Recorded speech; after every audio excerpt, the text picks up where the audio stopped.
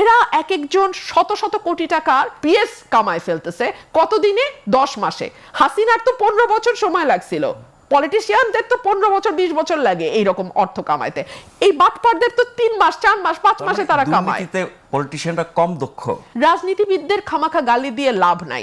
অরাজনৈতিক সরকার তো আসলো একই রকম লোভী, একই রকম দুর্নীতিগ্রস্ত, একই রকম মিথ্যাবাদী, একই রকম এবং রাজনৈতিক সরকার অন্তত জিনিসপত্র ম্যানেজ করতে পারতো, law and order situation manage করতে পারতো, সাধারণ মানুষের জীবনযাত্রা আজকে যেই নাভিশ্বাস হয়েছে সেটা হতো না। এরা তো সেখানেও অদক্ষ, মিথ্যাবাদী, লোভী, দুর্নীতিগ্রস্ত বলছে এই কারণেই যে এখন আবিষ্কার হয়েছে নতুন তত্ত্ব, উপদেষ্টারা ফেরেশতা, পিএসরা ইবলিশ।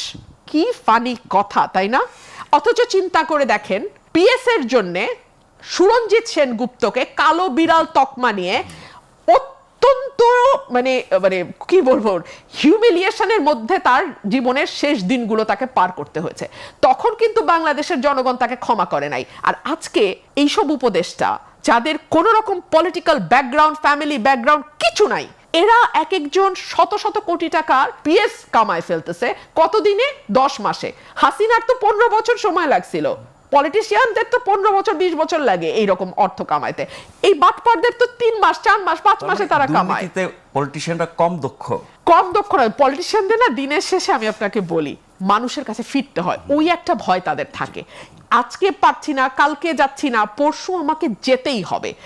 দেশ থেকে তো পলিটিক্যাল পার্টি বিলুপ্ত হয় না, দেশ থেকে তো পলিটিক্যাল পার্টি নাই হয়ে যায় না। সুতরাং তার অ্যাকাউন্টেবিলিটিটা কোথাও না কোথাও গিয়ে আরো অনেক বেটার ওয়ার্ক করে। আরেকটা বিষয়, এরা কিন্তু জনবিচ্ছিন্ন।